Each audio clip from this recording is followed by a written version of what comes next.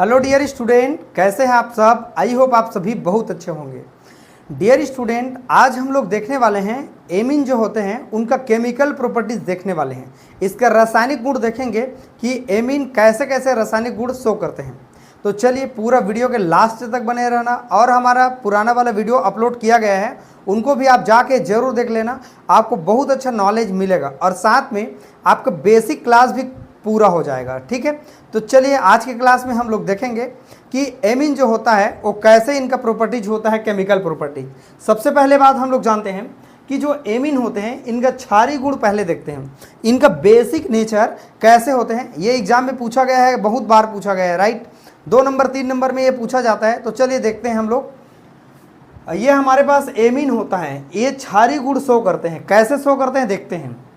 ये हमारा वाटर है और ये हमारा अमोनिया है। ठीक, तो इस अमोनिया के नाइट्रोजन के ऊपर लोन पेयर होने के कारण जो लोन पेयर ऑफ इलेक्ट्रॉन किसी पर्सन को अगर देता है, लोन पेयर ऑफ इलेक्ट्रॉन दान करता है, उसके कारण वो क्षारीय गुण शो करता है। तो नाइट्रोजन में लोन पेयर के कारण ये कौन सा गुण शो करेगा, हमारा एमीन जो होगा वो क्षारीय गुण क्या करेगा, शो करेगा। ठीक, तो इस तरीके से यहाँ देखिए एक हाइड्रोजन इसको ले लिया है ना, एक हाइड्रोजन यहाँ का इसको दे दिया गया, तो ये हो गया NH4 हो गया। और यहाँ क्या हो गया हमारे पास OH। अब इसके ऊपर क्या लग गया, प्लस चार्ज। मतलब जो लोन पेयर ऑफ इलेक्ट्रॉन दान करता है वो हमारा क्या होता है, क्षार होता है। ये पहला है। इसके बाद देखते हैं कि ये हमारा HX जो लिखा हुआ है ये हमारा एसिड है और ये हमारा किसका काम करेगा, बेस का काम करेगा। इसका मतलब ये हुआ कि एक एसिड और एक बेस के मिलने से क्या बनता है, एक सॉल्ट बनता है। क्या बनता है, एक सॉल्ट बनता है, एक लवण बनता है। ठीक है, तो ये लवण बन रहा है, इसका मतलब ये हुआ कि लवण बनने के लिए एक एसिड चाहिए और एक क्या चाहिए, हमारे पास बेस चाहिए। तो यहाँ एसिड जो काम कर रहा है वो क्या है, H और X से काम कर रहा है। लेकिन यहाँ बेस का काम कौन कर रहा है, RNH2 काम कर रहा है, प्राथमिक एमीन काम कर रहा है। इस तरह से हम समझ पाए, अगर ये एसिड का काम करेगा तो ये हमारा बेस का काम करेगा। इसका मतलब एसिड और बेस के मिलने से क्या बनता है, सॉल्ट बनता है। इसका नाम हो जाएगा हमारे पास RNH3 प्लस N और यहाँ पर आ जाएगा माइनस। एक प्लस और एक माइनस के मिलने से क्या बनता है, हमारे पास सॉल्ट बनता है। अगर हम लोग इसका वैल्यू चेंज करें, अगर इसको हम लोग CH3 लें और इसको NH2 लें प्लस HCl अगर इसको ले लें, क्या बन जाएगा हमारे पास, CH3 हो जाएगा और यहाँ पर हो जाएगा NH क्या हो जाएगा, 3 हो जाएगा। ठीक है, और ये क्या बन जाएगा हमारे पास, प्लस के फॉर्म में आ जाएगा और एक क्लोरीन हमारे पास क्या आ जाएगा, माइनस। इसका मतलब ये हुआ कि एक प्लस और एक माइनस के मिलने से क्या बनता है, सॉल्ट बनता है। मतलब ये हमारा बेस की तरह क्या करता है, काम करता है। ये बात आपको समझ में आ गया। अब चलिए देखते हैं कि 3 डिग्री जो हमारे पास एमीन होता है वो ज़्यादा क्षार होता है, 2 डिग्री जो एमीन होता है उसके तुलना में कम क्षार होता है, और 1 डिग्री जो एमीन होता है वो कम क्षार होता है, और अमोनिया जो होता है उनका क्षारकता सबसे क्या होता है, हमारे पास कम होता है। इसका सीधा एक मतलब है, आप समझना, जैसे ही नाइट्रोजन पर इलेक्ट्रॉन का डेंसिटी बढ़ेगा, मतलब उनका घनत्व बढ़ेगा, तो उतना वो क्षारकता शो करेगा। इसका मतलब ये हुआ कि अगर हम लोग 3 डिग्री हम लोग एमीन को शो करें तो देखिए कैसे शो करते हैं हम लोग। ये आ रहे हैं हमारे पास, नाइट्रोजन है, यहाँ लोन पेयर है, और यहाँ पर हमारे पास क्या हो जाएगा, 3 तो R समूह है। तो ये तीनों के तीनों इलेक्ट्रॉन देने वाला ग्रुप है, मतलब ये प्लस I प्रभाव दिखा रहा है। 3 R ग्रुप होने के कारण प्लस I प्रभाव 3 बार हो रहा है। तो यहाँ पर नाइट्रोजन पर इलेक्ट्रॉन का जो डेंसिटी होगा, जो घनत्व होगा, वो क्या हो जाएगा, बढ़ जाएगा। तो घनत्व जैसे ही बढ़ेगा तो उसका मान बढ़ेगा यहाँ पर, तो वो ज़्यादा हमारा क्षार हो जाएगा। क्योंकि यहाँ पर लोन पेयर के कारण ये क्षार है, उसका मान और बढ़ते जाएगा तो और ज़्यादा क्षार होते जाएगा। इस तरीके से अब 2 डिग्री हम लोग चेक करते हैं। 2 डिग्री कैसे बनाते हैं, 2 हमारे पास R समूह होता है और यहाँ पर N और H होता है और यहाँ पर लोन पेयर होता है। यहाँ R समूह कितना है, 2 बार है, तो ये 2 डिग्री है। यहाँ प्लस I प्रभाव दिखाने वाला कितना है, प्लस I प्रभाव दिखाने वाला कितना है, 2 है, जिसके कारण ये कम क्षार होगा इसके तुलना में। तो ये 3 बार दे रहा है, ये 2 बार दे रहा है। और देखते हैं हमारा 1 डिग्री होता है इस तरीके से। यहाँ पर होता है हमारे पास NH2 होता है, ये NH2 होता है, यहाँ पर लोन पेयर इलेक्ट्रॉन होता है। तो R समूह कितना देने वाला है, यहाँ पर 1 बार, यहाँ 1 बार R समूह दे रहा है, मतलब 1 बार प्लस I प्रभाव दे रहा है। यहाँ 2 बार दे रहा है, यहाँ कितना बार दे रहे हैं, 3 बार। तो यहाँ पर सबसे ज़्यादा क्षार वाला कौन होगा, हमारे पास ये होगा, उससे कम ये, उससे कम ये। लास्ट वाला अगर हम लोग देखेंगे तो ये हो जाएगा हमारे पास अमोनिया। ये अमोनिया हमारे पास जो दिखाई दे रहे हैं ये सबसे कम क्षार है। क्यों कम क्षार है, क्योंकि यहाँ पर आर समूह नहीं है, यहाँ पर कोई आई प्रभाव नहीं दिखा रहा है, प्लस आई प्रभाव। प्लस आई का मतलब होता है इंडक्टिव इफेक्ट डालने वाला कम होता है, जिसके कारण डियर स्टूडेंट ये क्या होता है, हमारे पास सबसे ज़्यादा क्षार होगा, ये कम होगा, ये कम होगा और ये लास्ट वाला कम होगा। इससे ये समझ में आया 3 डिग्री एमीन हमारे पास ज़्यादा क्षार क्यों होता है। तो आप बोल सकते हैं कि 3 डिग्री एमीन में 3 आर ग्रुप होने के कारण प्लस आई प्रभाव का मान बढ़ेगा, तो नाइट्रोजन पर इलेक्ट्रॉन का डेंसिटी जैसे जैसे बढ़ते जाएगा वो हमारा क्या होगा, ज़्यादा क्षार होगा। ये ज़्यादा क्षार होगा, ये कम होगा, ये कम होगा और ये कम होगा। इस तरह से आपको आर्डर मालूम हो गया कि कौन हमारा ज़्यादा क्षार रखता होगा। आई होप इतना आपको समझ में आ गया। अब इसके बाद हम लोग इनके रेजोनेटिंग स्ट्रक्चर की ओर आगे बढ़ते हैं कि एरोमेटिक जो एनिलीन होता है, जो बेंजीन एमीन होता है, वो कैसे क्षार गुण शो करेगा देखते हैं। चलिए इनका रेजोनेटिंग स्ट्रक्चर भी हम आपको बता देते हैं, इनका आगे काम आएगा जब हम लोग सब्स्टिट्यूशन रिएक्शन कराएंगे। तो देखते हैं, ये हमारे पास बेंजीन का रिंग है, इस तरीके से आपको दिखाई दे रहा है, और यहाँ पर है मेरे पास NH2 है और यहाँ पर लोन पेयर ऑफ इलेक्ट्रॉन है। जैसे ही हम लोग, ये अनुनाद का निशान है, आप सभी जानते हैं, रेजोनेंस का निशान है जो दोनों दिशा में शो करते हैं। ये लोन पेयर ऑफ इलेक्ट्रॉन यहाँ बॉन्ड बनाने के लिए यहाँ आ जाते हैं और ये दोनों इलेक्ट्रॉन यहाँ आ जाते हैं। ठीक, इसका मतलब ये हुआ कि यहाँ पर हमारे पास कौन सा चार्ज आ जाएगा, हमारे पास यहाँ पर आ जाएगा माइनस चार्ज आ जाएगा, इलेक्ट्रॉन शिफ्ट हो गया। पहले का बॉन्ड है, पहले का बॉन्ड है और यहाँ पर लग जाएगा डबल बॉन्ड, मतलब ये क्षार की तरह क्या कर रहा है, अपने आप को शो कर रहा है, राइट। चलिए इसके बाद क्या होगा, ये दोनों इलेक्ट्रॉन ये दोनों कार्बन के बीच में आएगा बॉन्ड बनाने के लिए, और ये वाला जो इलेक्ट्रॉन होगा शिफ्ट होकर यहाँ आ जाएगा और इस तरीके से हम लोग देखेंगे माइनस चार्ज यहाँ आ जाएगा, डबल बॉन्ड यहाँ बन गया, डबल बॉन्ड यहाँ पहले का है और ये हो जाता है हमारे पास NH2 और ये होता है हमारे पास प्लस चार्ज। क्लियर समझ में आ रहा होगा आपको। ये बॉन्ड शिफ्ट होकर के यहाँ आ जाएगा और ये बॉन्ड शिफ्ट होकर के फ्रेंड यहाँ आ जाएगा। कैसे बन जाएगा हमारे पास, यहाँ भी रेजोनेटिंग स्ट्रक्चर डालेंगे और बेंजीन का रिंग सेम बनाएंगे। यहाँ पर हमारे पास इलेक्ट्रॉन आ गया, ये पहले का बॉन्ड है हमारे पास, ये देखिए नया बॉन्ड बन गया, ये पहले का बॉन्ड है, ये हमारे पास हो जाएंगे NH2 और यहाँ पर लग जाएंगे हमारे पास प्लस चार्ज लग जाएंगे, यस। और ये वाला इलेक्ट्रॉन शिफ्ट होकर यहाँ आ जाएंगे और ये हमारा पॉजिटिव चार्ज है, ऊपर चले जाएंगे। अब रेजोनेटिंग स्ट्रक्चर जो हम बनाएंगे इस तरीके से, ये डबल बॉन्ड यहाँ आ गया है, ये पहले का है, ये पहले का है और ये फिर अपना लोन पेयर को वापस दे दिया। इसका मतलब ये हुआ ये वाला स्ट्रक्चर और ये वाला स्ट्रक्चर दोनों सेम लग तो रहे हैं लेकिन थोड़ा डिफरेंट है। कैसे देखें, यहाँ का बॉन्ड शिफ्ट होकर के ये पड़ोसी में आ गए और यहाँ का बॉन्ड शिफ्ट होकर यहाँ आ गया और यहाँ का बॉन्ड शिफ्ट होकर के साइड में चला गया। इसका मतलब ये हुआ कि यहाँ पर जब भी हम लोग इलेक्ट्रोफिलिक रिएक्शन करवाएंगे, इलेक्ट्रोफिलिक प्रतिस्थापन रिएक्शन करवाएंगे, तो हमारे पास कहाँ कहाँ पर प्लस वाला ग्रुप अटैक मारेगा, इसका फल यहाँ मिलेगा आपको। देखिए यहाँ पर माइनस चार्ज कहाँ पर जनरेट हुआ है, अर्थों पर। अर्थों आप जानते हैं जहाँ से कोई क्रियात्मक समूह जुड़ता है उनके जस्ट साइड वाला अर्थो कहलाता है, ये आपको पता होगा, ठीक।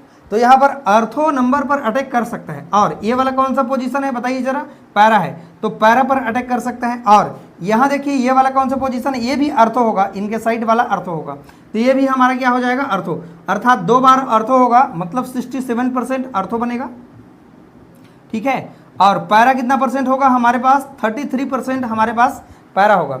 इसका मतलब ये हुआ कि यहाँ पर मेटा पर कोई भी हमारे पास नेगेटिव चार्ज जनरेट नहीं हुआ है। तो जब भी हम लोग अटैक कराएंगे पॉजिटिव चार्ज वाला, जैसे NO2 है, चाहे ब्रोमीन हो गया, चाहे सल्फोनिक एसिड हो गया, तो वहाँ पर जब भी अटैक मारेगा ये मेटा में अटैक नहीं मारेगा। ये पहले वाला और वीडियो हमने डाला है, उनमें आपने देखा ही होगा कि अटैक कहाँ पर मारते हैं, तो अटैक वहाँ पर मारेगा जहाँ पर कोई हमारे पास नेगेटिव चार्ज है। नेगेटिव चार्ज हमारे पास मेटा पर जनरेट नहीं हुआ है, ठीक है, तो यहाँ पर हमारे पास क्या नहीं होगा, इलेक्ट्रोफिलिक रिएक्शन नहीं करेगा। आई होप इतना आपको समझ में आ गया। चलिए फ्रेंड, अब इसके बाद हम लोग इसके और अगले पार्ट केमिकल रिएक्शन की ओर आगे बढ़ेंगे।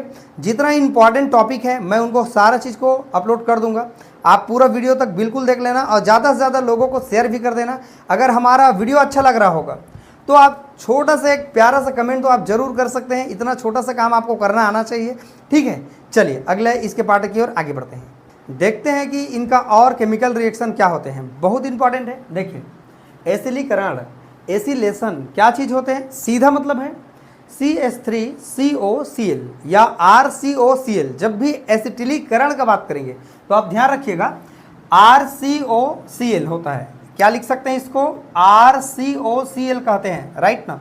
जब भी एसिलीकरण का नाम आता है तो इसी का नाम आता है। R के जगह में हमने मेथिल रख दिया है, CO का CO, और यहाँ पर X की जगह में हमने क्या रख दिया है, क्लोरीन रख दिया है। ये हमारा एमाइड है, इसका नाम है, इसका नाम क्या है बताइए जरा, एथिल। और ये हमारा क्या है, NH2 मतलब एमीन है। तो जैसे ही एसिटिलीकरण कराएंगे तो ये यहाँ पर अटैक मारेगा, ठीक, कार्बन पर, तो यहाँ का इलेक्ट्रॉन इधर आ जाएगा।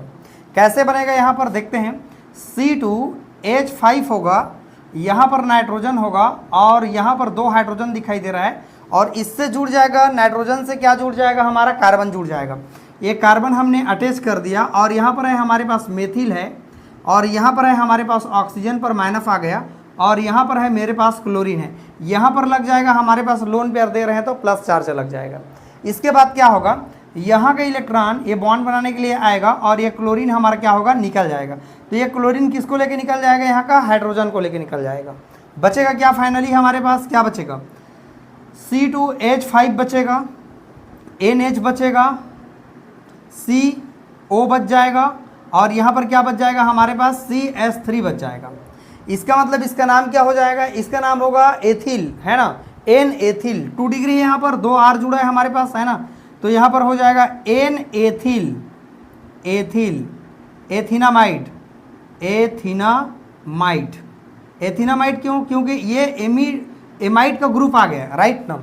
इस तरह से आप एक बार रिपीट करके देखना, एक बार रिपीट कर देता हूँ, देखना, ये हमारा एमीन है ना, एथिल एमीन इसका नाम है। ये हमारा एसिटिल क्लोराइड है। जैसे ही अटैक मारेगा यहाँ माइनस चार्ज यहाँ आ जाएगा इस तरीके से, ठीक, और यहाँ पर नाइट्रोजन और कार्बन के बीच में बॉन्ड बन जाएगा। ये दोनों के बीच में बॉन्ड बन गया, ये माइनस अटैक मार के डबल बॉन्ड बनाएगा, और ये हमारा क्लोरीन निकल जाएगा। ये क्लोरीन किसको लेके जाएगा, हाइड्रोजन को, तो ये HCl बन के निकल गया, बाकी ज्यों का त्यों है। इसका मतलब इसका नाम होगा N एथिल एथिनामाइड, इसका नाम होगा। आई होप ये आपको क्लियर समझ में आ गया। अब चलिए उसी के बेस पर बेंजाइलीकरण देखते हैं कैसे करेंगे। ये हमारा मेथिल एमीन है, ये हमारा मेथिल एमीन है, और इसका नाम क्या है, बेंजाइल क्लोराइड है। अटैक कराएंगे, यहाँ भी बाहर निकल जाएंगे हमारे पास HCl, यहाँ पर बाहर निकल जाएंगे, क्या बच जाएगा हमारे पास, CH3 बच जाएंगे, है ना, और यहाँ पर क्या हो जाएगा, NHCO, और यहाँ पर क्या हो जाएगा, C6H, क्या हो जाएगा हमारे पास, 5 हो जाएगा। इसका नाम है बताइए जरा, इसका नाम मेथिल है, N मेथिल। N का मतलब होता है नॉर्मल, नॉर्मल का मतलब 2 degree, N methyl benzamide, benzamide इसका नाम हो जाएगा। इस तरीके से आप कुछ भी आपको नहीं करना है, यहाँ पर HCl को क्या कर देना है, आपको बाहर कर देना है। यहाँ भी HCl को क्या कर देना है आपको, हाइड्रोक्लोरिक अम्ल क्या हो जाएगा हमारा, रिमूव हो जाएगा। इतना आपको समझ में आ गया। अब जो पेपर में आता है यही आता है, कार्बिल एमीन अभिक्रिया बहुत बार पूछा गया है। मैं आपको एक बात समझाता हूँ कि इसमें रिएक्टेंट क्या लेते हैं, अब प्रोडक्ट क्या बनता है, ये बात आपको ध्यान रखना है। जैसे यहाँ पर देखिए, ये 1 डिग्री एमीन है, यहाँ पर लिख देते हैं प्राथमिक एमीन, यहाँ पर 1 डिग्री एमीन है, ये हमारा क्लोरोफॉर्म है, और ये हमारा पोटेशियम हाइड्रोक्साइड है। जैसे ही तीनों को रिएक्ट कराते हैं तो एक दुर्गंध युक्त कौन सा गैस बनते हैं, आइसोसाइनाइड बनते हैं, बदबू आते हैं, ठीक है, और ये हमारा KCl बाहर निकल जाएंगे और वाटर बाहर निकल जाएंगे। अब रही बात कितना क्वांटिटी में बाहर निकलेगा वो चेक करते हैं। देखो यहाँ पर 3 बार क्लोरीन दिख रहा है, और यहाँ पर पोटेशियम 1 बार दिख रहा है। हमेशा पोटेशियम और क्लोराइड का जोड़ी अच्छा जमता है, तो यहाँ पर हमको 3 बार करना होगा, मतलब 3 बार पोटेशियम क्लोराइड यहाँ बाहर निकल जाएंगे हमारे पास। यहाँ तक क्लियर है।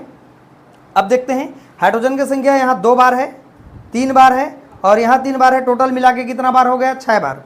तो यहाँ लिख देंगे हमारे पास वाटर की संख्या कितना हो जाएगा, 3 दूनी 6, और ऑक्सीजन की जो संख्या है वो 3 बार है। यहाँ देखिए 3 बार ऑक्सीजन है यहाँ पर, और कार्बन भी कितना है हमारे पास, 1 बार कार्बन दिखाई दे रहा है, और 1 बार हमारे पास नाइट्रोजन, और 1 बार R। इसका नाम है आइसोसाइनाइड। क्या नाम है, आइसोसाइनाइड, आइसोसाइनाइड इसका नाम होगा, जो कि एक बदबू देते हैं, दुर्गंध देते हैं, है ना, दुर्गंध देते हैं, है ना।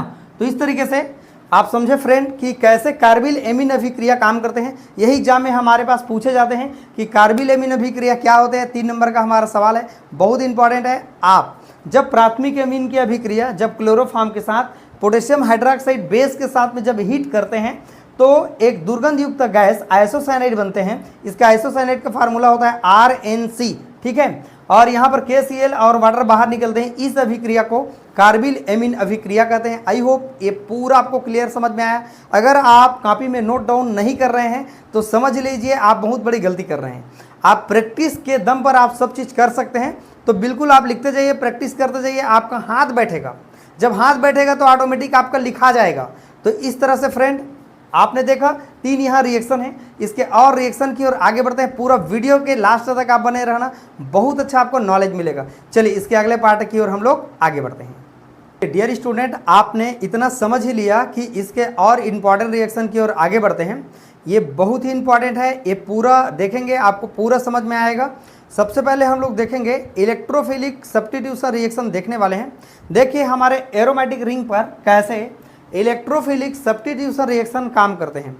तो ये हमारे पास होते हैं बेंजीन का रिंग होते हैं इस तरीके से, और यहाँ पर होते हैं हमारे पास एनिलीन है या एमीन बेंजीन भी इसको कहते हैं। तो सब्स्टिट्यूशन रिएक्शन में पहला हमारा जो हेडिंग है ये हमारा हो जाएगा हैलोजनेशन। हैलोजनेशन, अब ये हैलोजनीकरण क्या होगा? हैलोजनीकरण के अंतर में हम लोग देखेंगे ब्रोमीनेशन। ब्रोमीनेशन, ब्रोमीनेशन मतलब ब्रोमीन के साथ हम लोग क्या करेंगे, इसको रिएक्ट कराएंगे। ये एक इलेक्ट्रोफाइल की तरह वर्क करते हैं।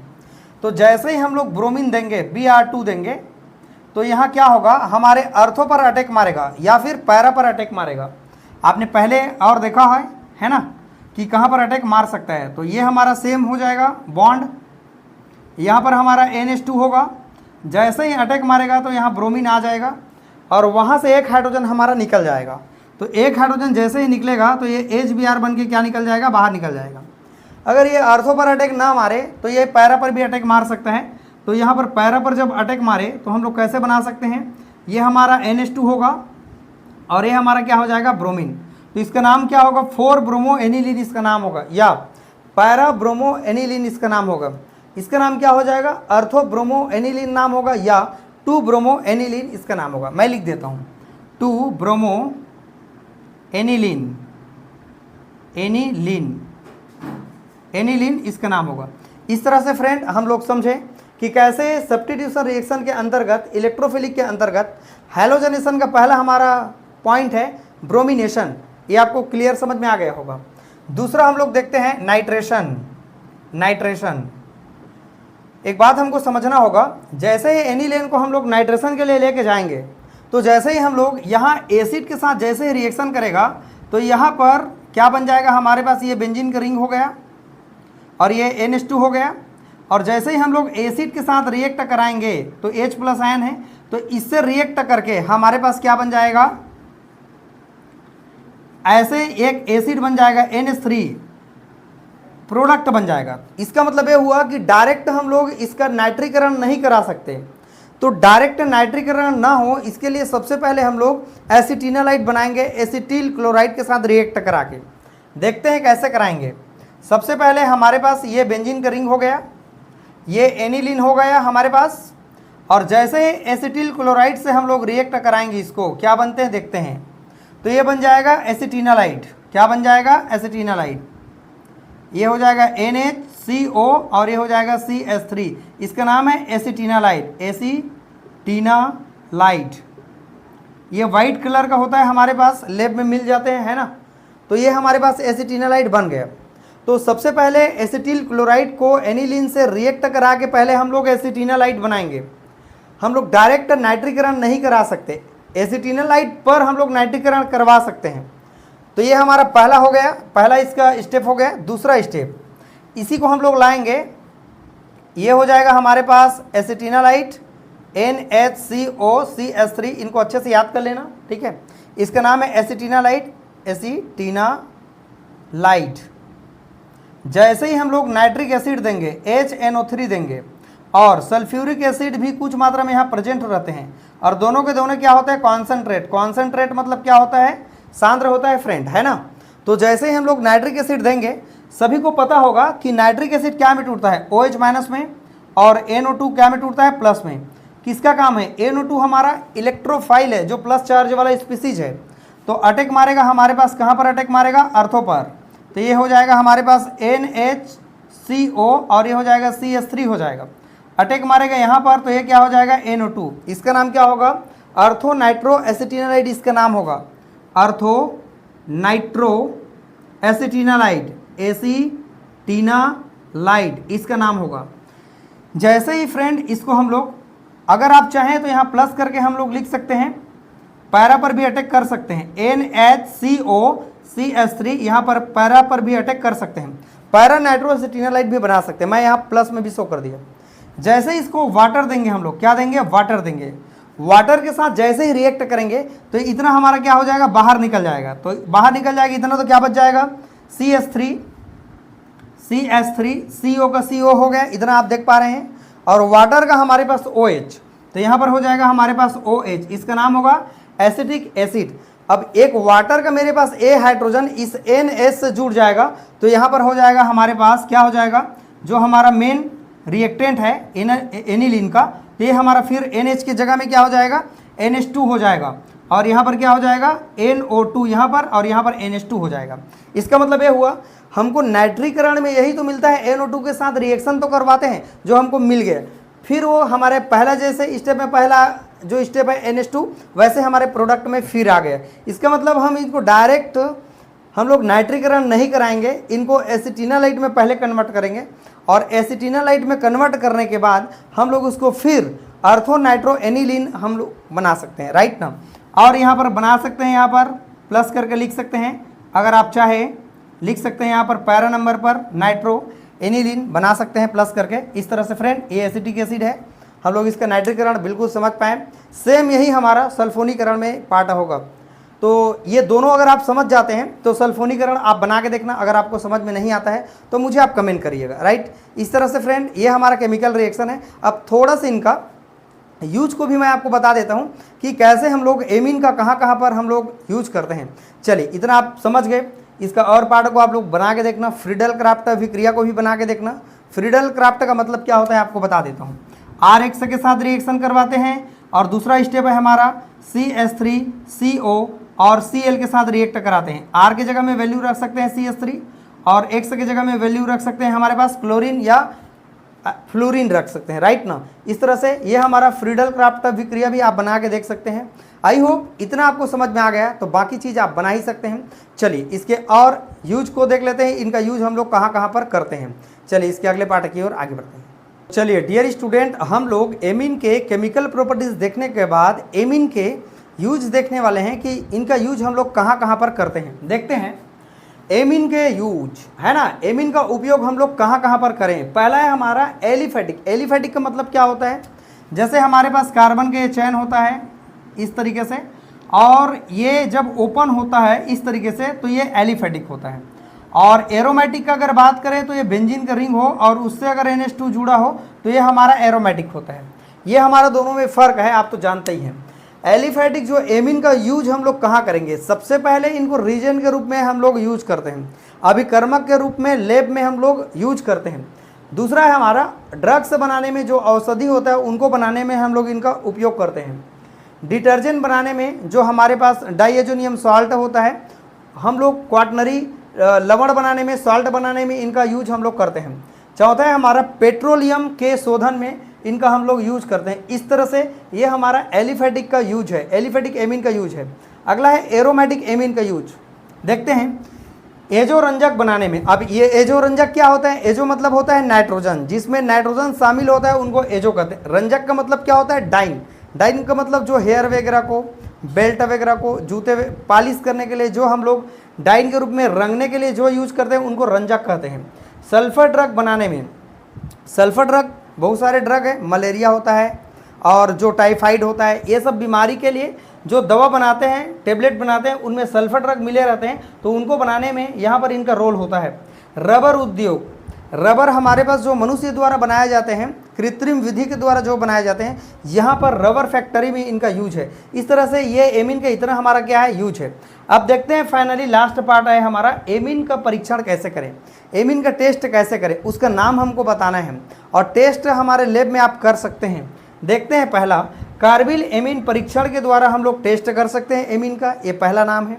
दूसरा, नाइट्राइड अम्ल से हम लोग क्रिया करा सकते हैं एमीन का, है ना। और तीसरा है हमारा मस्टर्ड आयल परीक्षण के माध्यम से एमीन का टेस्ट कर सकते हैं। आई होप इतना आपको समझ में आ गया होगा कि कैसे हम लोग एमीन का यूज करें और कैसे हम लोग इनका टेस्ट करें। आई होप इतना आपको क्लियर समझ में आ गया। तो डियर स्टूडेंट, ये हमारा लेक्चर चौथा है। लेक्चर चौथा ये हमारा कंप्लीट हो गया।